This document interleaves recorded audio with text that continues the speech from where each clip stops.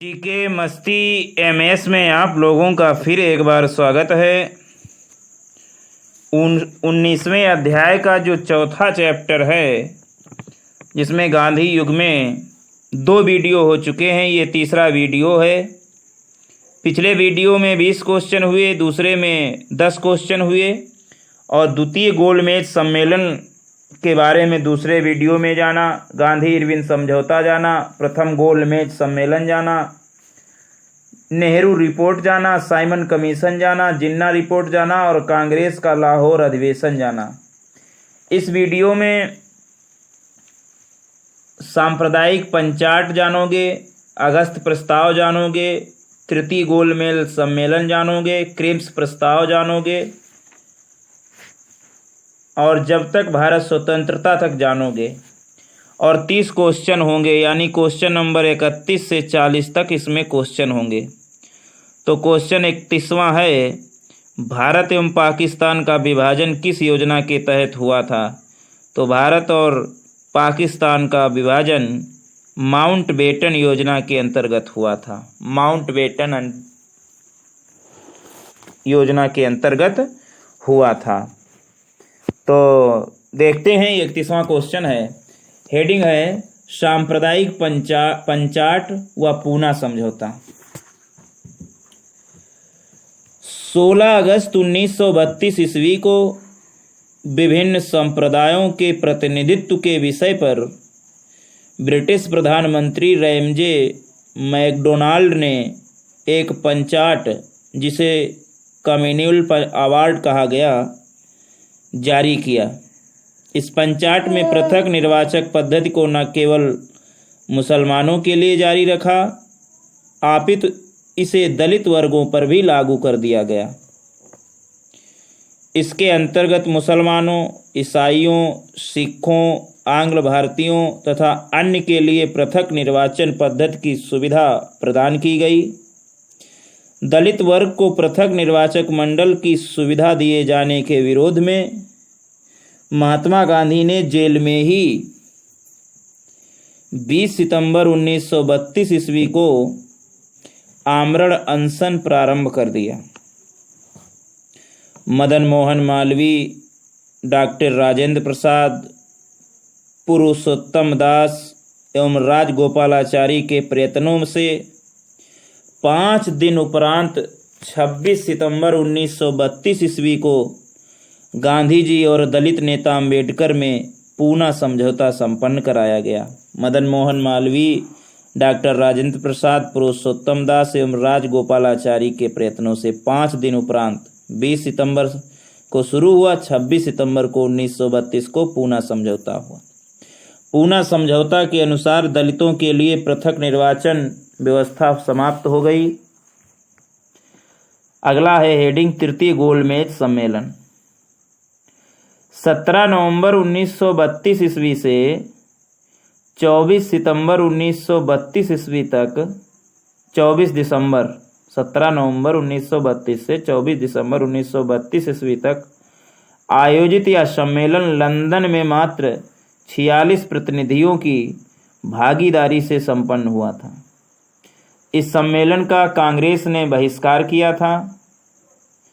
इस सम्मेलन में भारत सरकार अधिनियम 1935 ईस्वी को अंतिम रूप दिया गया था। डॉक्टर भीमराव अंबेडकर तीनों गोलमेज सम्मेलनों में भाग लेने वाले भारतीय प्रतिनिधि थे। ये तीनों अलग अलग सम्मेलन नहीं थे, अपितु यह एक ही सम्मेलन की अवस्था थी जो 3 सत्रों में संपन्न हुई थी। अखिल भारतीय किसान सभा का प्रथम सम्मेलन अप्रैल 1936 को लखनऊ में हुआ था, जिसके अध्यक्ष स्वामी सहजानंद तथा महासचिव एन.जी. रंगा थे। एन.जी. रंगा, अखिल भारतीय किसान सभा। अगला है हेडिंग अगस्त प्रस्ताव। द्वितीय विश्व युद्ध प्रारंभ 1939 ईस्वी में होने पर कांग्रेस ने युद्ध में समर्थन के बदले भारत को स्वतंत्र राष्ट्र घोषित किए जाने का प्रस्ताव रखा। मार्च 1940 ईस्वी को कांग्रेस ने अपने रायगढ़ बिहार में आयोजित वार्षिक अधिवेशन में एक प्रस्ताव पारित कर सरकार से स्पष्ट किया कि यदि वह केंद्र में एक अंतरिम राष्ट्रीय सरकार गठित करे तो कांग्रेस द्वितीय विश्व युद्ध में सरकार का सहयोग कर सकती है। कांग्रेस के इस प्रस्ताव के उत्तर में वायसराय लॉर्ड लिनलिथगो ने 8 अगस्त 1940 ईस्वी को अगस्त प्रस्ताव प्रस्तुत किया। 8 अगस्त 1940 ईस्वी को अगस्त प्रस्ताव प्रस्तुत किया। इस प्रस्ताव में डोमिनियन स्टेट युद्ध की समाप्ति के उपरांत एक प्रतिनिधि मूलक संविधान निर्मात्री सभा का गठन, वायसराय की कार्यकारिणी में अतिशीघ्र भारतीय सदस्यों की संख्या में वृद्धि, एक युद्ध सलाहकार परिषद का गठन आदि बातें निहित थी। तो ये तो था अगस्त प्रस्ताव। अगला है पृथक पाकिस्तान की मांग। 1933 ईस्वी से 1935 ईस्वी के बीच कैम्ब्रिज इंग्लैंड में पढ़ने वाले चौधरी रहमत अली नामक एक मुस्लिम छात्र ने एक पर्चा जारी कर पृथक राज्य पाकिस्तान की परिकल्पना को जन्म दिया। चौधरी रहमत अली ने कैम्ब्रिज में जो पढ़ता था 1933 से 35 तक। 22-23 मार्च 1940 ईस्वी को मुस्लिम लीग के लाहौर अधिवेशन में पहली बार पृथक पाकिस्तान राज्य के निर्माण का प्रस्ताव पारित किया गया, परंतु प्रस्ताव में पाकिस्तान शब्द का उल्लेख नहीं था। पृथक पाकिस्तान की मांग को पहली बार मान्यता 1942 ईस्वी के क्रिप्स प्रस्ताव में सन्निहित थी। लाहौर अधिवेशन की अध्यक्षता मोहम्मद अली जिन्ना ने की थी। लाहौर अधिवेशन में ही भारत से अलग मुस्लिम राज्य पाकिस्तान की मांग की गई। इस मांग को फजलुल तुलक्कन ने प्रस्तुत किया, फजलुल हक ने प्रस्तुत किया और खली कुजमा ने इसका अनुमोदन किया। फजलुल हक ने प्रस्तुत किया और खली कुजमा ने इसका अनुमोदन किया। मोहम्मद इकबाल को मुसलमानों के लिए पृथक राष्ट्र के विचार का प्रवर्तक माना जाता है। अगली हेडिंग है क्रिप्स प्रस्ताव।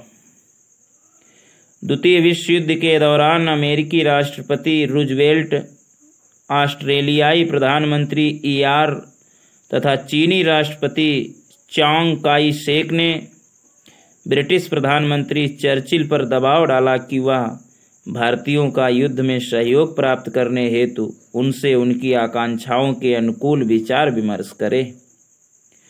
परिणामतः ब्रिटिश सरकार ने भारत के राजनीतिक एवं वैधानिक गतिरोध को दूर करने के लिए स्टेफर्ड क्रिप्स के नेतृत्व में एक मिशन भारत भेजा, जिसे क्रिप्स मिशन के नाम से जाना जाता है। स्टेफर्ड क्रिप्स के नेतृत्व में 22 मार्च 1942 ईस्वी को भारत पहुंचकर सभी दलों से भेंट के पश्चात कुछ प्रस्ताव प्रस्तुत किए, जैसे औपनिवेशक राज्य की स्थापना, संविधान का गठन, प्रांतों का पृथक संविधान बनाने का अधिकार आदि। कांग्रेस और मुस्लिम लीग दोनों ने क्रिप्स प्रस्तावों को अस्वीकृत कर दिया। क्रिप्स मिशन के साथ कांग्रेस के आधिकारिक वार्ताकार पंडित जवाहरलाल नेहरू एवं मौलाना आजाद थे। क्रिप्स मिशन के साथ कांग्रेस के आधिकारिक वार्ताकार पंडित जवाहरलाल नेहरू और मौलाना आजाद थे।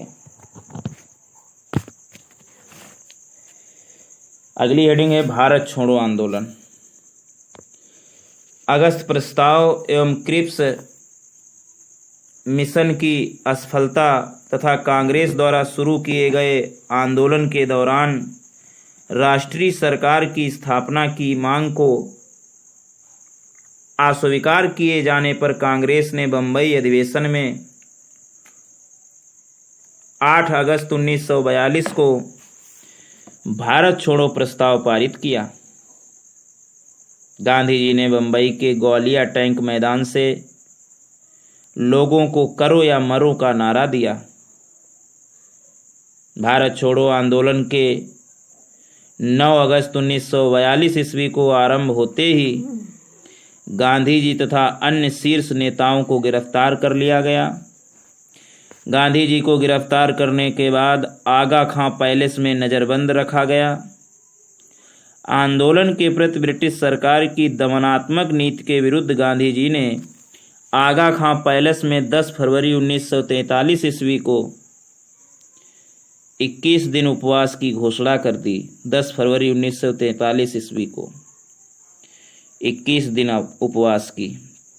गांधी जी को ब्रिटिश सरकार ने उनके खराब स्वास्थ्य के कारण 6 मई 1944 ईस्वी को जेल से रिहा कर दिया। मुस्लिम लीग ने भारत छोड़ो आंदोलन का समर्थन नहीं किया, लेकिन तटस्थता का रुख अपनाया। कम्युनिस्ट नेताओं ने भारत छोड़ो आंदोलन का बहिष्कार किया। गांधी जी ने जेल से छूटने के बाद रचनात्मक कार्यों का सहारा लेकर पुनः सक्रियता दिखाई। संघर्ष की संभावना से भयभीत होकर सरकार ने वेवेल योजना प्रस्तुत की। भारत छोड़ो का प्रस्ताव आलेख स्वयं महात्मा गांधी ने नेहरू और आज़ाद के सहयोग से बनाया था। नेहरू ने प्रस्ताव को पेश किया था तथा वल्लभ भाई पटेल इसका समर्थन किया था। Hindu Mahasabha, Communist Party of India, Unionist Party of Punjab एवं मुस्लिम लीग ने भारत छोड़ो आंदोलन का समर्थन नहीं किया था। भारत छोड़ो आंदोलन के दौरान बम्बई से नियमित रेडियो प्रसारण राम मनोहर लोहिया ने किया, जबकि उषा मेहता कांग्रेस के भूमिगत रेडियो का संचालन दल की महत्वपूर्ण सदस्यता थी। भारत छोड़ो आंदोलन के दौरान बम्बई से नियमित रेडियो प्रसारण राम मनोहर लोहिया ने किया, जबकि उषा मेहता कांग्रेस के भूमिगत रेडियो का संचालन दल की महत्वपूर्ण सदस्य थी। भारत छोड़ो आंदोलन के दौरान लुई फिशर महात्मा गांधी के जीवनीकार रहे। लुई फिशर महात्मा गांधी के साथ थे। लुई फिशर, अरुणा आसफ अली, उषा मेहता, जयप्रकाश नारायण, राम मनोहर लोहिया आदि ने गिरफ्तारी के बाद भूमिगत रहकर 1942 के भारत छोड़ो आंदोलन का नेतृत्व किया।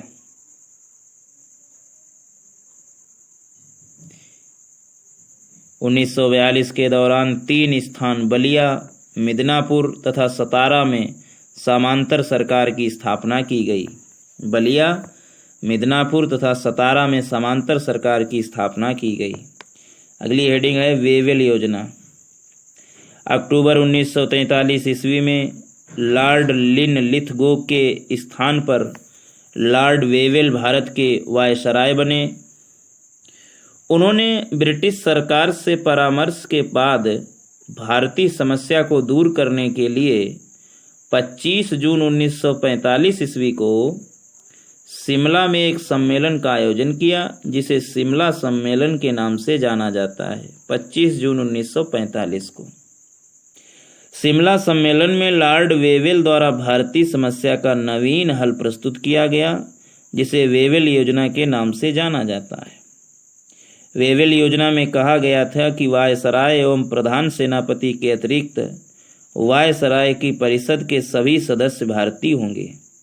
3 दिन तक चलने वाले इस सम्मेलन को कांग्रेस और मुस्लिम लीग में विवाद हो जाने के कारण समाप्त घोषित करना पड़ा।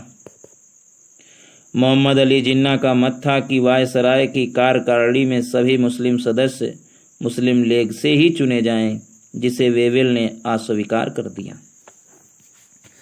अगला है heading cabinet mission.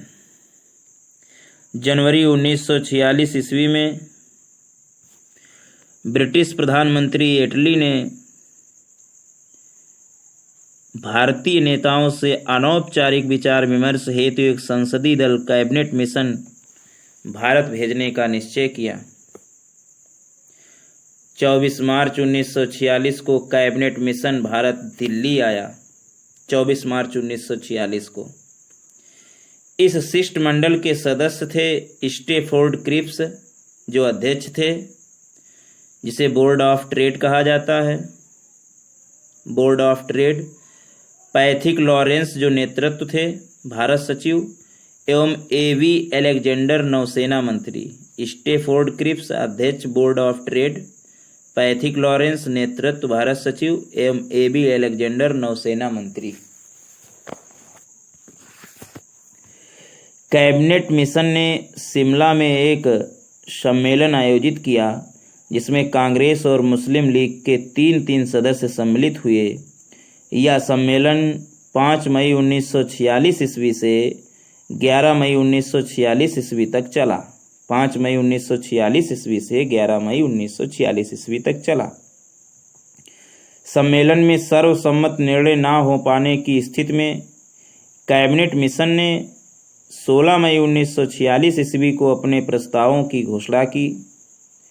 Cabinet mission योजना के प्रस्तावों में प्रांतों का विभाजन मुस्लिम लीग को संतुष्ट करने के लिए किया गया था, जिससे उन्हें मुस्लिम बहुल प्रांतों में पूर्ण स्वायत्तता का उपभोग करने के लिए पाकिस्तान का सत्व प्राप्त हो सके।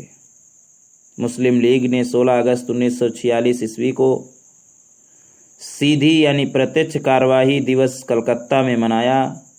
उस समय बंगाल में मुस्लिम लीग की सरकार थी, जिसके मुख्यमंत्री शहीद सुहरावर्दी थे। अगली हेडिंग इटली की घोषणा। ब्रिटिश प्रधानमंत्री इटली ने हाउस ऑफ कॉमन्स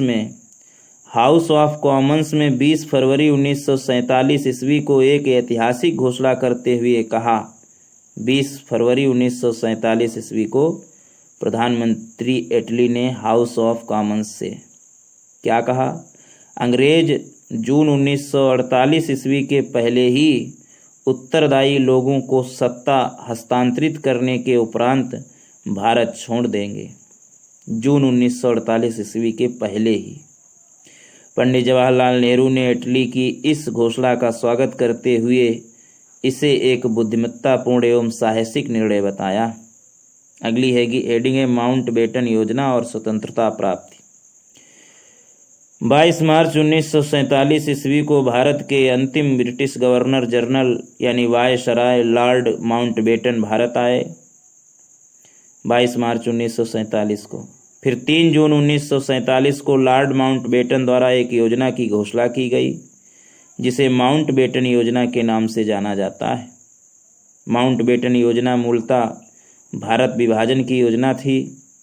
इसमें उस प्रक्रिया का उल्लेख था जिसके अंतर्गत अंग्रेजों द्वारा भारतीयों को सत्ता हस्तांतरित की जानी थी तथा मुस्लिम बहुल प्रांतों को यह चुनना था कि वो भारत में रहेंगे या प्रस्तावित राज्य पाकिस्तान में सम्मिलित होंगे।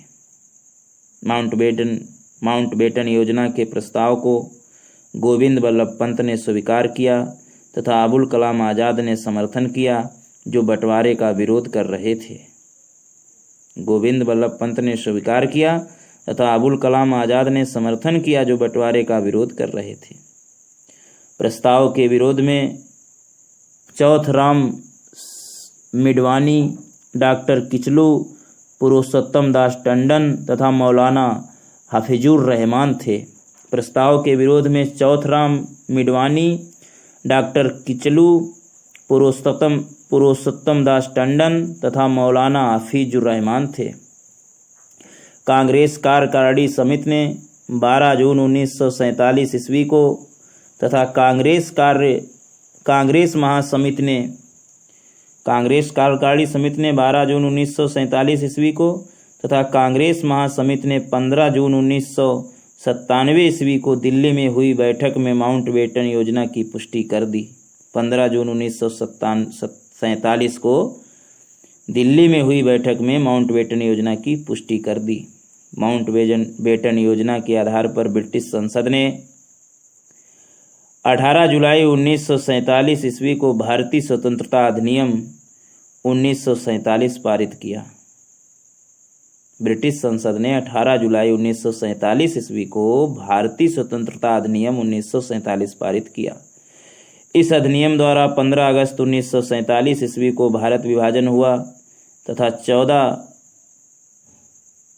15 अगस्त 1947 ईस्वी की मध्य रात्रि के समय भारत स्वतंत्र हो गया। 14 अगस्त 1947 ईस्वी को मोहम्मद अली जिन्ना पाकिस्तान के प्रथम गवर्नर जनरल बने। लॉर्ड माउंटबेटन को स्वतंत्र भारत का प्रथम गवर्नर जनरल बनाया गया तथा पंडित जवाहरलाल नेहरू को स्वतंत्र भारत का प्रधानमंत्री बनाया गया। भारत की आज़ादी के समय इंग्लैंड का सम्राट जॉर्ज सिक्स्थ था, जो भारत का अंतिम सम्राट एवं कॉमनवेल्थ राष्ट्रमंडल का प्रथम प्रधान था। तो इस तरीके से भारत को आज़ादी मिली। अब देखते हैं 32वां क्वेश्चन, 31वां हो चुका था। महात्मा गांधी की हत्या कब हुई? तो महात्मा गांधी की हत्या 30 जनवरी 1948 को हुई। सी राजगोपालाचारी भारतीय स्वतंत्र भारत का पहला गवर्नर जनरल बना। कायदे आजम मोहम्मद अली जिन्ना को कहते हैं। सरदार वल्लभ भाई पटेल को जाना जाता है राज्यों के पुनर्गठन के लिए व लौह पुरुष के रूप में। देश बंधु नहीं, देश बंधु तो राजेंद्र प्रसाद को कहते हैं। गांधी जी किस गोलमेज सम्मेलन में भाग लेने के लिए लंदन गए थे? तो गांधी जी द्वितीय गोलमेज सम्मेलन में भाग लेने के लिए लंदन गए थे। असहयोग आंदोलन शुरू करने के समय भारत के वायसराय कौन थे? तो असहयोग आंदोलन शुरू करने के समय भारत के वायसराय लॉर्ड चेम्सफोर्ड थे। 38वां क्वेश्चन, भारतीय स्वतंत्रता आंदोलन के दौरान चर्चित पुस्तक इंडिया फॉर इंडियंस के लेखक थे। तो भारतीय स्वतंत्रता आंदोलन के दौरान चर्चित पुस्तक इंडिया फॉर इंडियंस के लेखक चित्तरंजन दास थे। 39वां क्वेश्चन, पंजाब के भूतपूर्व लेफ्टिनेंट गवर्नर माइकल ओडायर की हत्या किसने की थी? तो पंजाब के भूतपूर्व लेफ्टिनेंट गवर्नर माइकल ओडायर की हत्या उधम सिंह ने की थी। 40वां और इस वीडियो का अंतिम क्वेश्चन, गांधी युग से साइमन कमीशन का भारत आगमन किस वर्ष में हुआ? तो साइमन कमीशन का भारत आगमन 1928 ईस्वी में हुआ। तो इस तरीके से 40 क्वेश्चन हुए।